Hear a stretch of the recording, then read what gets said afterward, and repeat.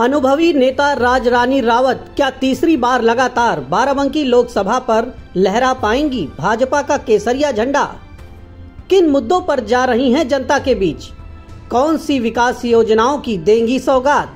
क्या होगा बाराबंकी लोकसभा पर राजरानी की जीत का फंडा? देखिए बीजेपी की प्रत्याशी, विधायक और जिला पंचायत अध्यक्ष रह चुकी राजरानी रावत का द इंडियन ओपिनियन पर खास इंटरव्यू।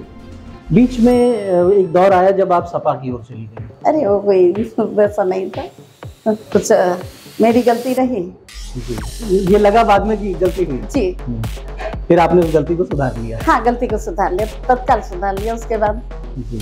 राजरानी जी, अनुज पुनिया आपके सामने हैं, पीएल पुनिया जी के बेटे हैं और कितना तगड़ा कंपटीशन देख रहे हैं। कोई कंपटीशन नहीं है, मैं तो यहाँ की बेटी हूँ। क्या वजह रही कि सपा बीजेपी छोड़ के सपा में गई थी, फिर सपा छोड़कर भाजपा में आ गई? पुनः मैं अपने घर आ गई वापस। घर वापसी आपने कर ली, बहुत बढ़िया। अब आप बाराबंकी में बीजेपी की कैंडिडेट, बाराबंकी में ऐसी कौन से विषय आप देख रही हैं जिन पर जनता के बीच में काम करने की जरूरत है, जो एक सांसद के रूप में आप बाराबंकी के लिए करना चाहेंगे? तो इसी तरीके से जो भी यहाँ कमियां हैं, साथ बैठेंगे और माननीय मुख्यमंत्री जी को रखेंगे विषय। तो लोकसभा में आप ये भरोसा देती हैं बाराबंकी के लोगों को कि लोकसभा में एक बुलंद आवाज होगी बाराबंकी की? बिल्कुल होगी बुलंद आवाज।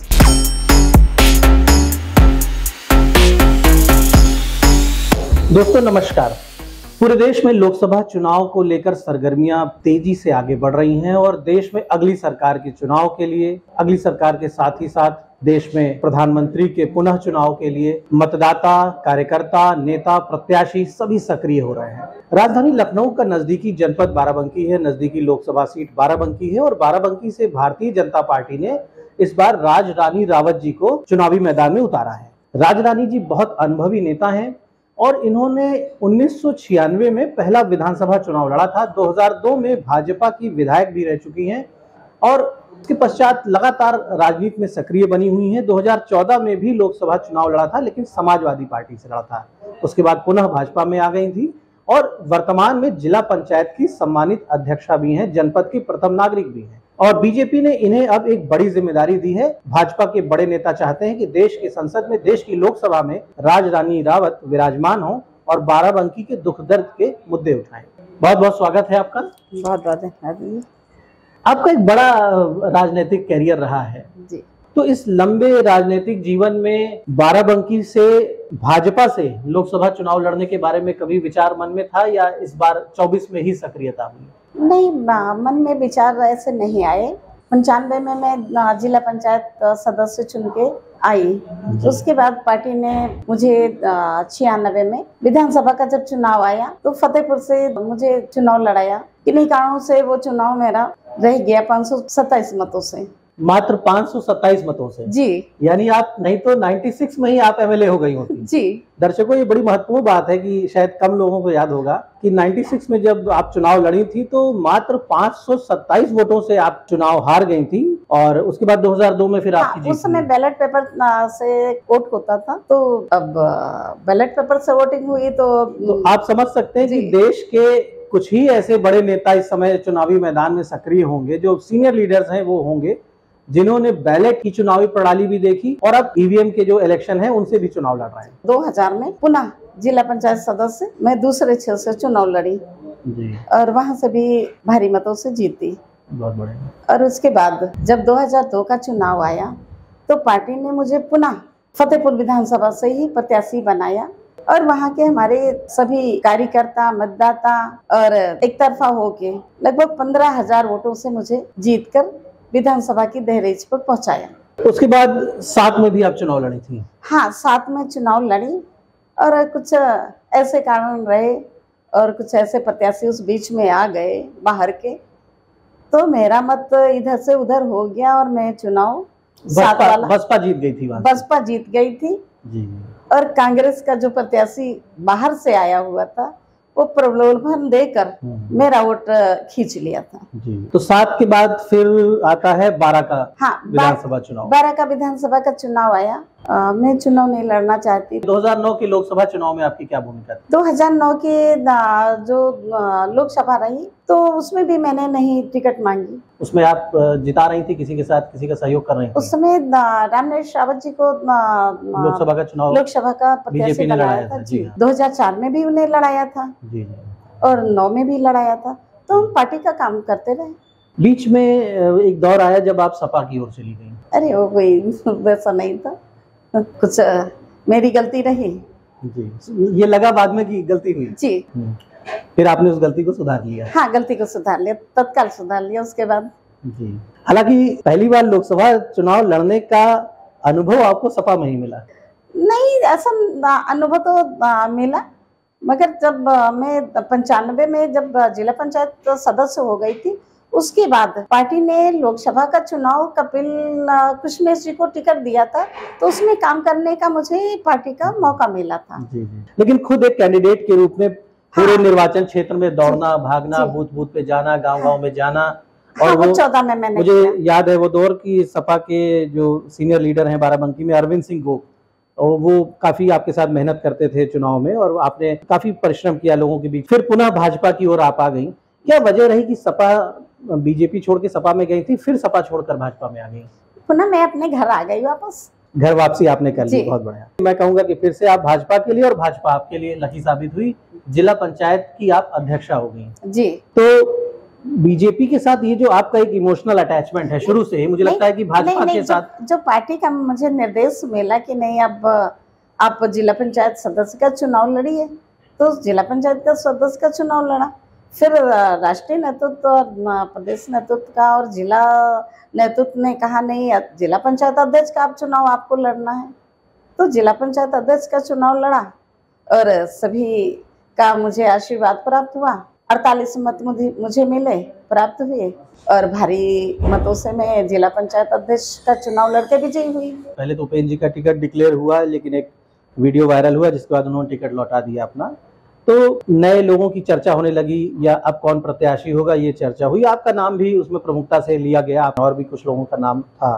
तो आपके मन में क्या था, क्योंकि आप ऑलरेडी जिले की प्रथम नागरिक के रूप में जिला पंचायत का नेतृत्व कर रही हैं, तो क्या ये रहा मन में एक चॉइस रही कि नहीं लोकसभा लड़ना ज्यादा बेहतर रहेगा, ये मन में था, शुरू से था क्या? नहीं, मन में ऐसा कुछ नहीं आया, बस ये आया कि जब पार्टी जो भी निर्देश देगी उसका मैं पालन करूंगी। अब आप बाराबंकी में बीजेपी की कैंडिडेट हैं और जनसंपर्क भी आपका शुरू हो गया है, जल्द ही आपको नामांकन भी करना है। बाराबंकी में ऐसी कौन से विषय आप देख रही हैं जिन पर जनता के बीच में काम करने की जरूरत है, जो एक सांसद के रूप में आप बाराबंकी के लिए करना चाहेंगी? अब ऐसे जो काम है देख रही हूँ, उनको सजो रही हूँ, और फिर जब समय आएगा, मौका जनता मुझे देगी, तो उन पे पूरा विचार करूंगी और वो काम होंगे। राजरानी जी की सज्जनता, राजरानी जी का अच्छा व्यवहार, लंबे समय से बाराबंकी में लोग इन्हें देख रहे हैं, जान रहे हैं। इनकी जो सरलता है, ये एक बड़ी ताकत है इनकी, ये मैं कहूंगा कि मैं भी इन्हें बहुत सालों से देख रहा हूं। और जब 2007 का विधानसभा चुनाव हो रहा था, तो आपका इलेक्शन कैंपेन मैंने कवर किया था। राजनाथ सिंह जी आपके लिए आए थे जी। और उस 2002 में भी आए थे और 2007 में भी आए तो राजनाथ सिंह जी थे, तो उस समय भी हम लोग थे उस न्यूज कवरेज में। और राजरानी जी की सरलता और सज्जनता वैसी ही थी, आज भी वैसी ही सरलता है, और मुझे लगता है ये एक बड़ी आपकी ताकत है कि लोग आपके पीछे चल पड़ते हैं इसी वजह से। राजरानी जी, तनुज पुनिया आपके सामने हैं, पीएल पुनिया जी के बेटे हैं, और समाजवादी पार्टी भी पूरी तरह से एकजुट उनके साथ लगी हुई है, इंडिया गठबंधन पूरा। तो कैसी राजनीतिक प्रतिस्पर्धा का आप आभास कर रही हैं, कितना तगड़ा कंपटीशन देख रही हैं? कोई कंपटीशन नहीं है, मैं तो यहाँ की बेटी हूँ, इस लोकसभा की बेटी है और इस लोकसभा की बहू भी है, तो पूरा जिधर जाती हूँ सबका पूरा स्नेह मिलता है, पूरा प्यार मिलता है कि बहू और बेटी को कैसे गले लगाएं, कैसे उसको आगे बढ़ाएं, और अभी तक लोग आगे बढ़ाते आए हैं, तो यहाँ कंपटीशन किसी से नहीं है मेरा। मोदी जी और योगी जी के बारे में जब आप फील्ड पे निकलती हैं, कैसी चर्चा, लोगों से क्या फीडबैक मिल रहा है? क्या जिस तरह से 14 में, उसके बाद फिर 19 में जो मोदी जी का करिश्मा दिखा, फिर योगी जी यूपी में आ गए, उनका भी करिश्मा यूपी में दिखने लगा है, तो 24 में इन बड़े नेताओं का जो फैक्टर है, कितना असर आपको धरातल पर दिख रहा है, इससे कितनी मदद मिलती है? नहीं, पूरी मदद मिलेगी। माननीय यशस्वी प्रधानमंत्री जी का जो उन्होंने 14 से लेकर, चाहे महिलाओं के लिए हो, चाहे हमारी बहनों के लिए हो, चाहे हमारे किसान भाइयों के लिए हो, और हर विषय पे उन्होंने छुआ, हर विषय पे काम किया, और महिलाएं तो बहुत ही उत्साहित हैं, क्योंकि माननीय प्रधानमंत्री जी जब मन की बात करते हैं तो महिलाएं सीधे प्रधानमंत्री जी महिलाओं से जुड़ते हुए हैं। और जुड़ने के बाद और हम जाते हैं तो महिलाएं कहती हैं हमारी कि समूह की बहनें मुझे मिलती हैं, कहती हैं नहीं मुझे ये मैंने काम किया और मुझे ये पद मिल रहा है, आज मैं अपने नाम से जानी जाती हूँ। पहले होता था कि बहू जानी जाती थी किसी बेटे के नाम से या उनके ससुर के नाम से, आज वो स्वयं जब अपने पैरों पे खड़ी हुई हैं तो लगता है, वो कहती है मुझे बहुत ही उत्साहित है जो प्रधानमंत्री जी ने मुझे आगे का रास्ता दिखाया। बीजेपी के लोगों का कॉन्फिडेंस तो हाई है, क्योंकि मोदी जी जैसा नेतृत्व उनके पास है, उत्तर प्रदेश में योगी जी का भी नेतृत्व है, डबल इंजन की सरकार जो यूपी में केंद्र में, उसका साथ ही साथ आप कह सकते हैं कि डबल पर्सनैलिटी का कॉन्फिडेंस भी है, डबल लीडरशिप का कॉन्फिडेंस भी है यहाँ पर। जैसे कि प्रधानमंत्री जी कहते हैं कि आत्मनिर्भर भारत की बात करते हैं, तो बाराबंकी भी आत्मनिर्भर बने। ये आप एक लोकसभा कैंडिडेट के रूप में मैं चाहूंगा कि क्या विजन है, क्या योजनाएं हैं, कैसे बाराबंकी को विकसित बनाएं? नहीं, जो माननीय प्रधानमंत्री जी का और माननीय मुख्यमंत्री जी का जो विजन है कि हमारे नौजवान, हमारी जो बहनें हैं पढ़ी लिखी हैं, उनको कैसे रोजगार दिया जाए। अभी आपने देखा नहीं, ब्रिटानिया फैक्ट्री इतनी बड़ी लग गई होगी, उसमें हमारे क्षेत्र के बच्चे वहाँ कार्यरत हैं। तो इसी तरीके से जो भी यहाँ कमियां हैं, हम सब लोग आप सबके माध्यम से मिल बैठ के संकलन करेंगे, फिर माननीय प्रधानमंत्री जी के साथ बैठेंगे और माननीय मुख्यमंत्री जी को रखेंगे विषय। तो लोकसभा में आप ये भरोसा देती हैं बाराबंकी के लोगों को कि लोकसभा में एक बुलंद आवाज होगी बाराबंकी की? बिल्कुल होगी बुलंद आवाज। तो हम इस बातचीत को यहीं विराम देते हैं और राजरानी जी का भरोसा है, उनका वादा है कि लोकसभा में देश की सबसे बड़ी पंचायत में बाराबंकी की बुलंद आवाज होगी। बाराबंकी की जरूरतों की, बाराबंकी के दुख दर्द की, बाराबंकी की उपलब्धियों की भी चर्चा देश के बड़े सदन में होगी और बाराबंकी को हर वो अधिकार मिलेगा, हर वो आवश्यकताएं पूरी होंगी जिसकी जरूरत बाराबंकी के लोगों के विकास के लिए है। धन्यवाद। धन्यवाद।